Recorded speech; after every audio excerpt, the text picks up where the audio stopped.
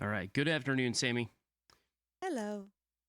Can you share a little bit about when and how your struggle with addiction began? Oh boy. Um, so I don't know when I do know when the alcohol and the drugs happened. But I actually started my addiction with men before I ever did with alcohol drugs. Um, so I was molested when I was about 7, and I don't know how long that lasted. Can't remember every single thing. And then when I was 14, I begged my parents to let me go to a party, and well, it wasn't really a party. It was an overnight. It was a sleepover, and I was in 8th grade, and I begged them because I was not one that actually fit in, um, the way they did. So it was really important to me to go to this, and this individual had an older brother, and he had older friends, and they showed up with bourbon. It was the first time I ever took a drink. Um, and that night I was raped by someone older than me that I went to school with. And so from then on out, I kept that a secret, for one, but I always felt between the molestation and the rape, I felt different. I thought different. I never, I was scared to death to tell anybody. Um, and I still had to be around these people. So I think that was traumatic. And I didn't have anything to do with anybody else until about 16. But I thought that sex was love. So if I got paid any little bit of attention, I went for it. I thought, oh, they like me. I'm. So, obviously, through that trauma, Sammy, you felt isolated. Um, how did that contribute to other behaviors or perceptions of how you viewed just people in general, not just physical and intimate relationships, but just Right. people in general? So I never understood why I thought different and felt different and responded different than other people or other kids my age. But I did. And I was not well liked by some of my classmates. And it wasn't that I was, I just had big energy. Like I put on this mask, right? Because nothing's wrong. Everything's great. I come from a great family. They wouldn't approve of what happened to me if they actually knew. Um, but I never healed that trauma ever. So, Sammy, how did you feel about yourself during that I time period? hated myself. I hated me. I thought I was the worthless, most disgusting piece of shit there ever was. I felt like I had done something wrong, um, that I asked for this and that I deserved it. And I didn't know then what I know now, but I remember having so many thoughts about, and I would tell myself what a piece of shit I was over and over and over. Like the only time that I really felt like I had done something good was when I was in sports and I excelled. Like I pushed everything I had in junior high and high school through sports because everywhere else I felt horrible. I felt I was miserable. I hated myself, tried to kill myself. My junior year, tried to overdose on my mom's pills. Uh,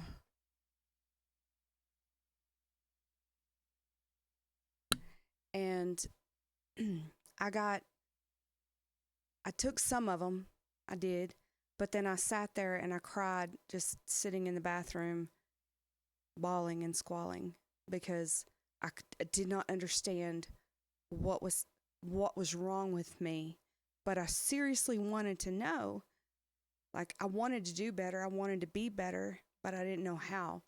And on the outside, I just put this mask on, like everything's hunky dory, even though my home life, my poor parents, they were babies having babies, right? So they fought all the time. And I got spanked a lot um, because they were babies raising babies. And they didn't know any better. And then it just escalated from there, right? And I was so upset with myself for asking my parents and begging them to go to that sleepover. I seriously felt like it was my fault that happened to me. And I did not know how to deal with that. So then I had a hard time, and I hated high school. I hated junior high and high school both. I would never want to relive those days ever in a million years because girls were jealous of me. I had a very bubbly, upbeat personality. Guys wanted me. A lot of times, those girls' boyfriends or whoever they liked me. So when I went to college, I kind of went a little wild. So, Sammy, let me ask it. When you mentioned your family, your parents being babies, raising babies, in their, I'm trying to find the right word here.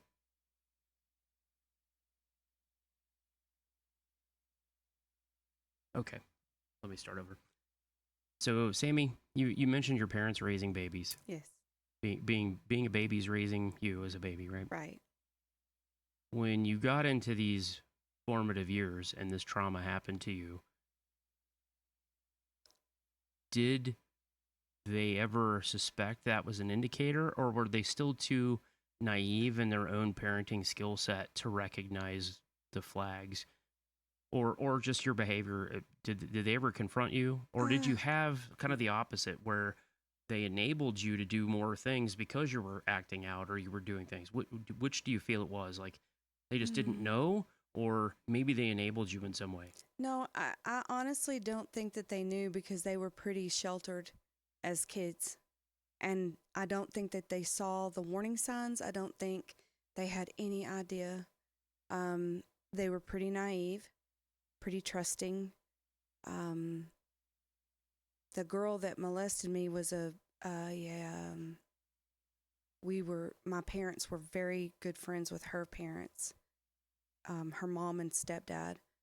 And what we did not know at the time was that she was being molested herself by her biological father. And I take that into consideration now because I have forgiven all that has happened for that. Same thing with the rape. My family was good friends with them too.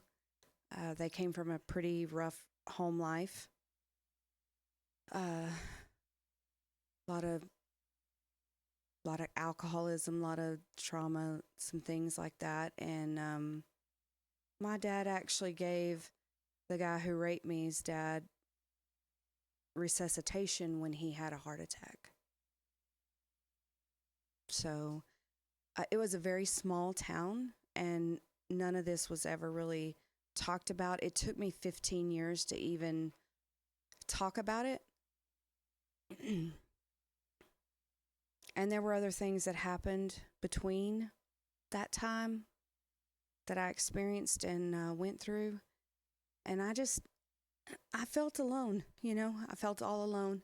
Like I just needed to handle it myself because nobody could handle that with me or deal with that because it was pretty bad, or I felt like it was pretty bad. I come from a very Christian family, and they harped on no sex before marriage, right? So I didn't want them to know what So, had happened. so Sammy, in the midst of all this, was there anybody, friends? Because I know most of us that have gone through various traumas, there's always that one person that stands out that was always there. Maybe we didn't realize it now, but did you have one of those people? Somebody that you maybe not, that you confided in, but that was always around. Mm, no, I didn't talk about it. Well, not that I'm not saying that you talked about it. The question is, was there anybody around you at that period of time that was kind of like your ride or die friend who was always there, even causing trouble with you?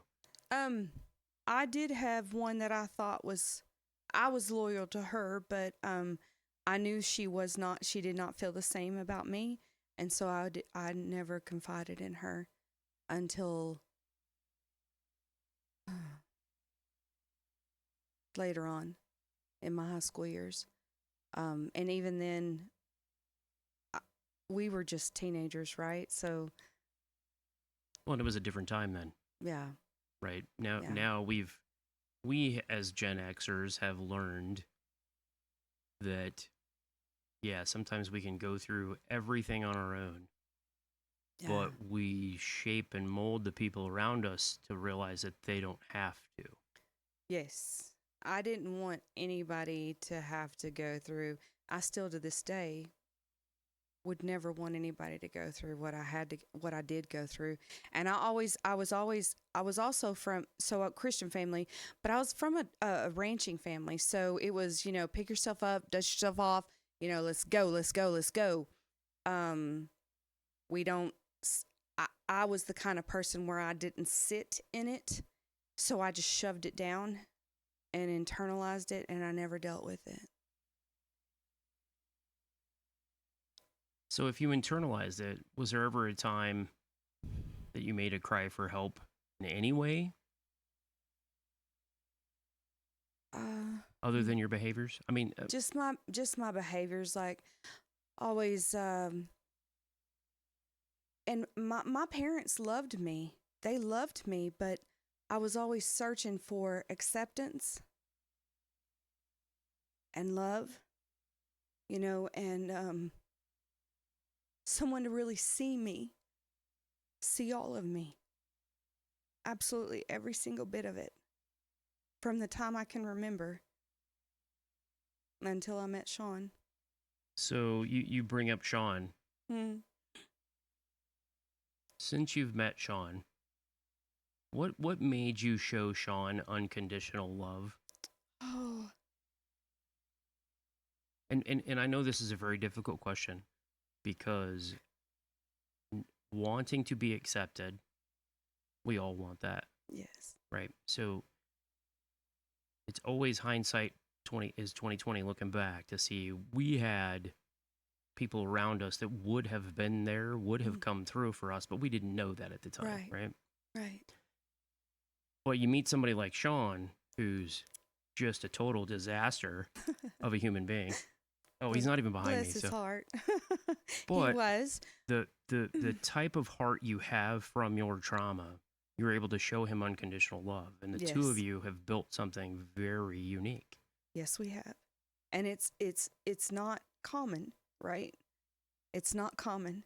But I saw his hurt and I saw his pain and I felt the same way and I knew he needed love because that's what I wanted. I wanted to be accepted. I wanted to be seen.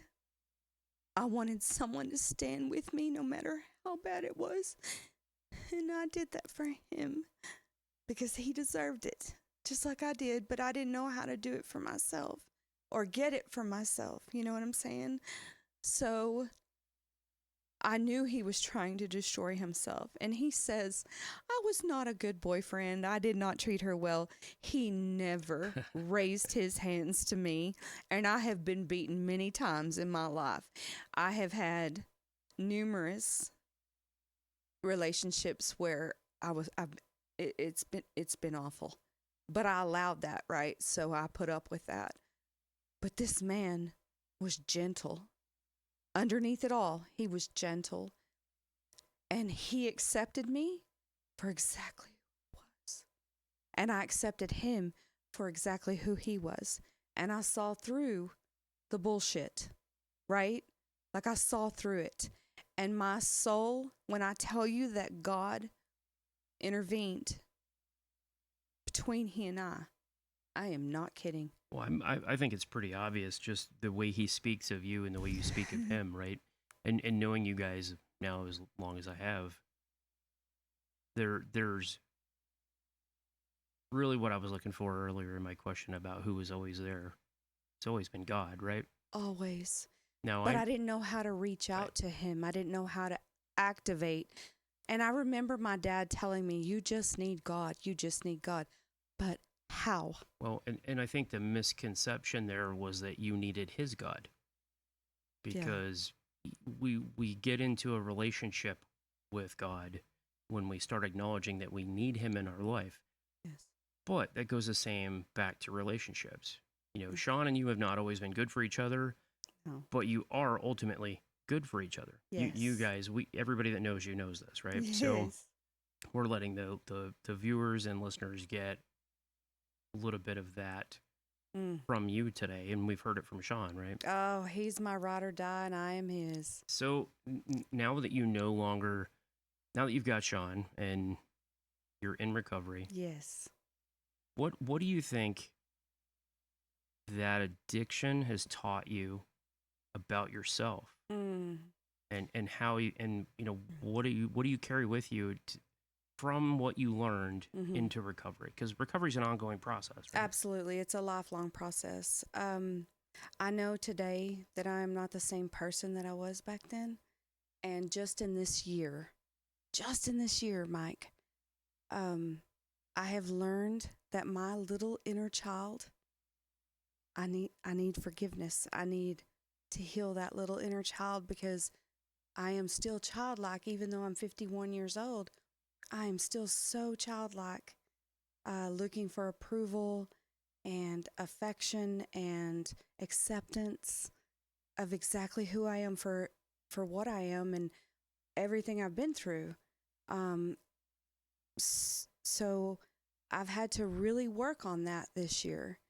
And Sean helped guide me to do that because he's never faltered, ever, with me. Well, I'm going to say a little joke here because it helps that he's a perpetual child, right?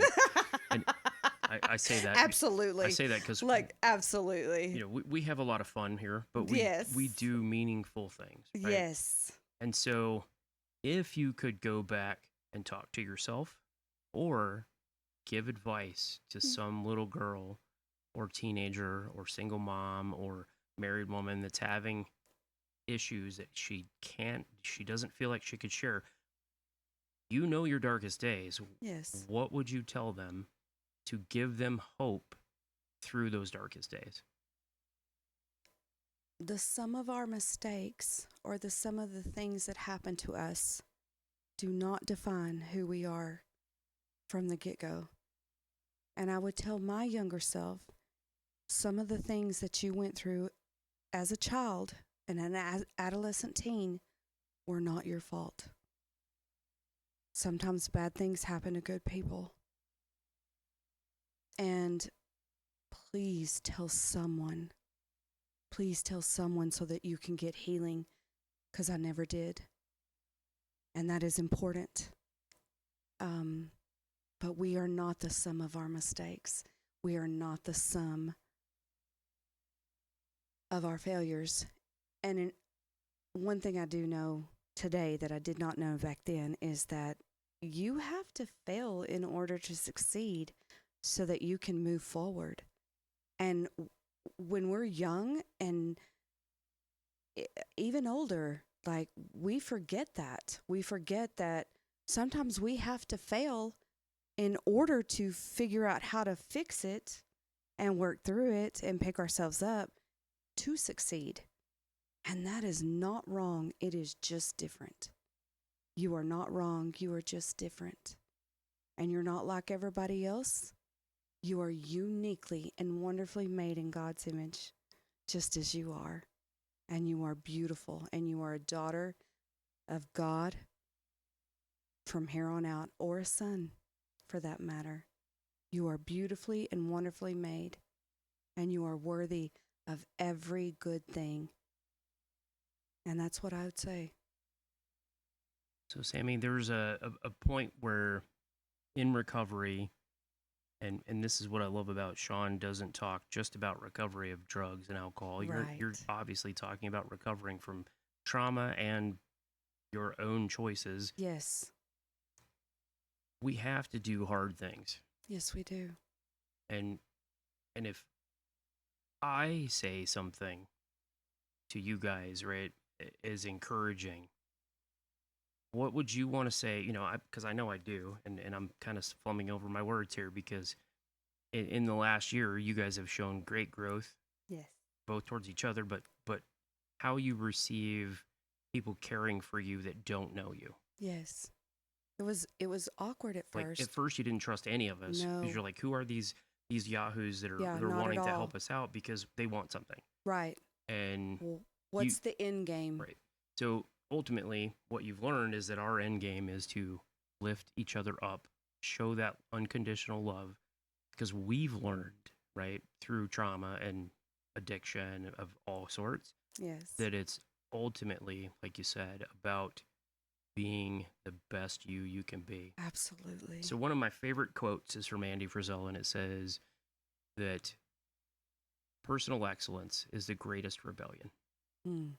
because what better way to show that you've overcome addiction, that you've overcome trauma, than to be the best version of you can be. And that's all.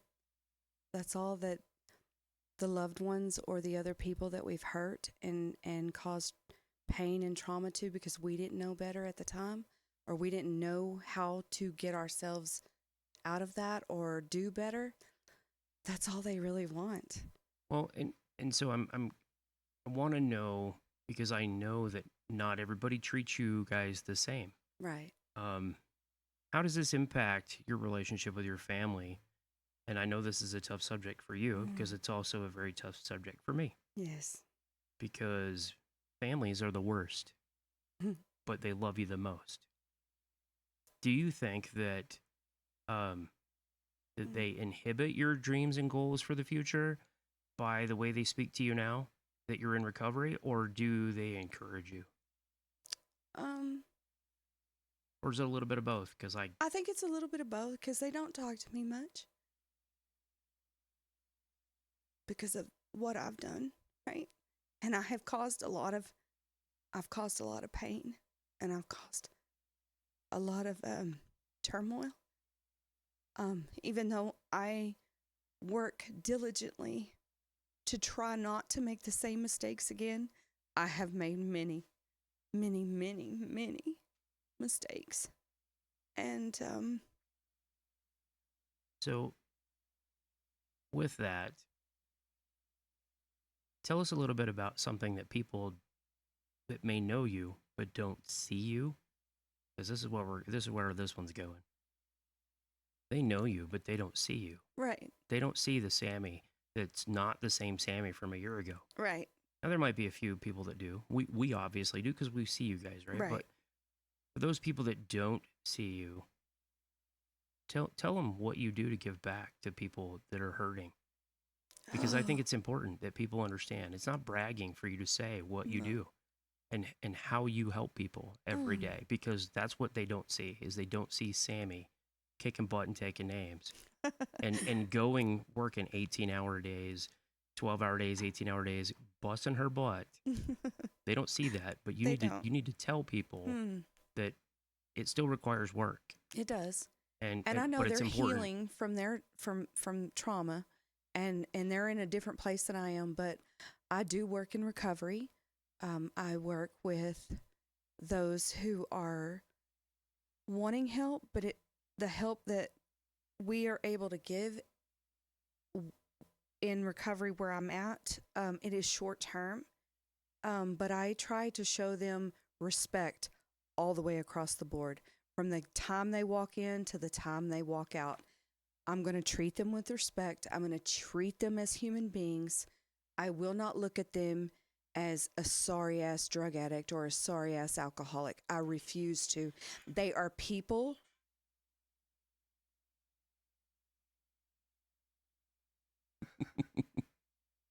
And they deserve to be seen. They deserve to be heard. They deserve unconditional respect and love. Now, if someone's stepping to me disrespectfully, I will immediately put up a boundary. I've learned how to do boundaries. Boundaries are great. Yes. But if there is a recovery event, if there is someone who is in need of help, like I'm there, right? I'm coming. I've always been for the underdog. I will always be for the underdog because I am an underdog.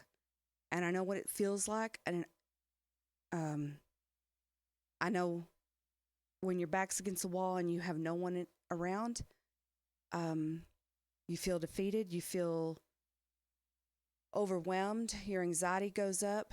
And I don't want someone in my presence to have to go through that alone.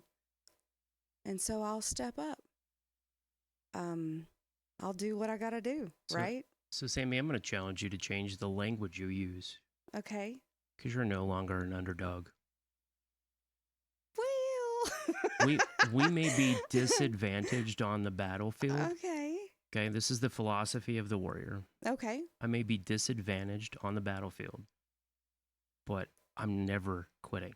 I will never quit. You're not going to quit on these people that need you. No. You're not going to quit. Now, you can quit. You can absolutely cut people out of your life that do not lead to the positive outcome you're searching for. Yes.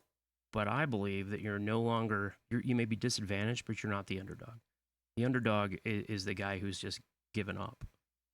No, and a lot I of probably times. have, with God and my guardian angel, I have kind of pulled myself up out of the underdog. And then my husband, golly, I have grown so much this year because of him and his love and his acceptance and honor, bravery. Like this man speaks. Gosh, I wish y'all could see him the way I see him. He is one in a million. Well, I don't love him the way that you do, but I do see him the way that you see him. Yes. Well, maybe not the. Well, he's kind of a wimp. He's not. He is a little. He tries to be more. He downplays the courage that was within him. He doesn't know his own courage. No, he doesn't, because he doesn't downplays know his it. own strength. He doesn't. But he's learning. He's learning. He is learning, and I will continue to help him learn that. And I will too. Yes, thank you. I'm gonna keep beating him. And like that's why I love you so much, because he underestimates himself way too much. And again, I think that's why changing your language matters. Yeah. Because I see you work so hard, Sammy. Thank you. I'm proud of you. Thank you. And I'm proud to know both of you. Thank you. It means a lot. More than you'll ever know. You have no idea. That's a whole nother show. Whole nother topic. Well, Sammy, thank you for your time today. Thank you for allowing me to do this. Anytime.